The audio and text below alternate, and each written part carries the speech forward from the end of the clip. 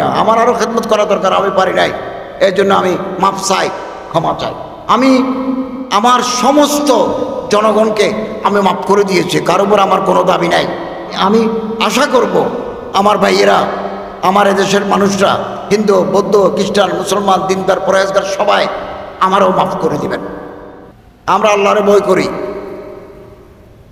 বিশ্বনবী রহমতুল্লাহ আলমিন সাল্লাল্লাহু আলাইহি ওয়াসাল্লাম আদর্শ, সুন্নত, সিরত মানি চলি। আমাদের মুক্তির দ্বিতীয় কোনো পথ নাই, মুক্তির একমাত্র পথ সুন্নতের রাসূলের আতাত, সাহাবায়ে কেরামদের পথ। পাঁচটা প্রশ্নের জবাব দিতে না পারলে কিয়ামতের মাঠে আল্লাহ তাআলা কোনো মানুষকে নড়াচড়া করতে দিবেন না। এত কঠিন টাইম। আন উমরিহি ফিমা আফনাহু, আল্লাহ জিজ্ঞাসা করবেন 80 বছর 90 বছর হায়াত দিছি, হাজিরা দাও। ওয়া আন শাবাবিহি ফিমা আবলাহু, যৌবনকালের হাজিরা দাও। বালেগ হওয়ার পর থেকে, জন্মের বালেগ হওয়ার পর থেকে 40 বছর, নাভির নিচে কেশ গজানোর পর থেকে 40 বছর। আল্লামা জামাখশরী তাফসীরে কাশফ, এই টাইম কোথায় কাটিয়েছ, হাজিরা দাও। ও আন মালিহি মিন আইনা ইকতাসাবাহু, সম্পত্তি পাইছে কোথায়, তোমার চাকরি কত, তোমার বেতন কত, তোমার স্কেল কত, এই টাকা কোথায় পাইলে, হাজিরা দাও। ওয়াফিমা আনফাকাহু, খরচ করেছ কোথায়, হাজিরা দাও। মাযা আলিমা ফিমা আমিলা, যে সমস্ত এলম, জ্ঞান, বুদ্ধি অর্জন করেছ তার উপর আমল করেছ কিনা, হাজিরা দাও। হাজিরা দিতে হবে। We must be accountable before Allah the Lord provident. আমরা আমাদের সমস্ত কাজের জন্য আল্লাহর দরবারে জবাব দিতে হবে, আল্লাহর দরবারে জবাব দিতে হবে।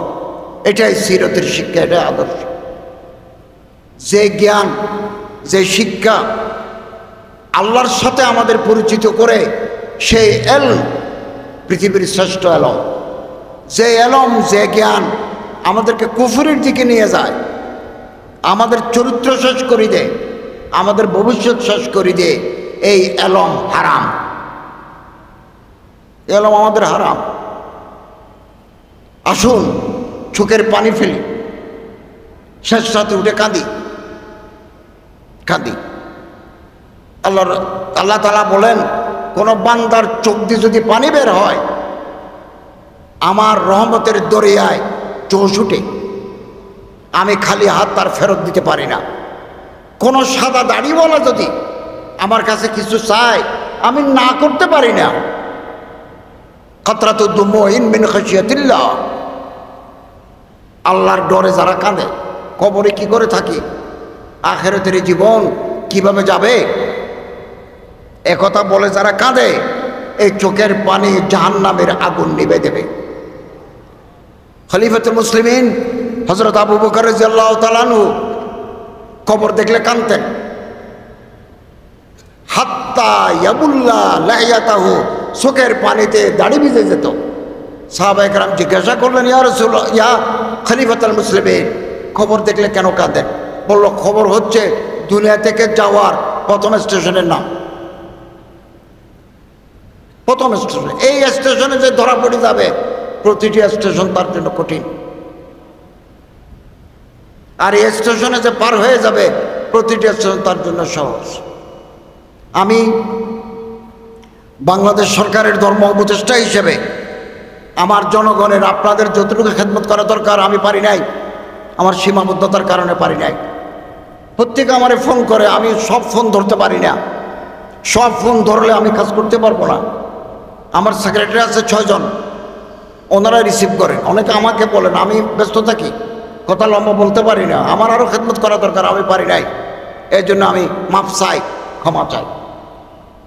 আমি আমার সমস্ত জনগণকে আমি মাফ করে দিয়েছি, কারোর উপর আমার কোনো দাবি নাই। আমি আমি আমি আশা করব আমার ভাইয়েরা, আমার এদেশের মানুষরা, হিন্দু, বৌদ্ধ, খ্রিস্টান, মুসলমান, দিনদার, পরেজগার সবাই আমারও মাফ করে দিবেন। দুনিয়ার হায়াত একেবারে কম, দেখতে দেখতেই বাতি নিভে যাবে, দেখতে দেখতে।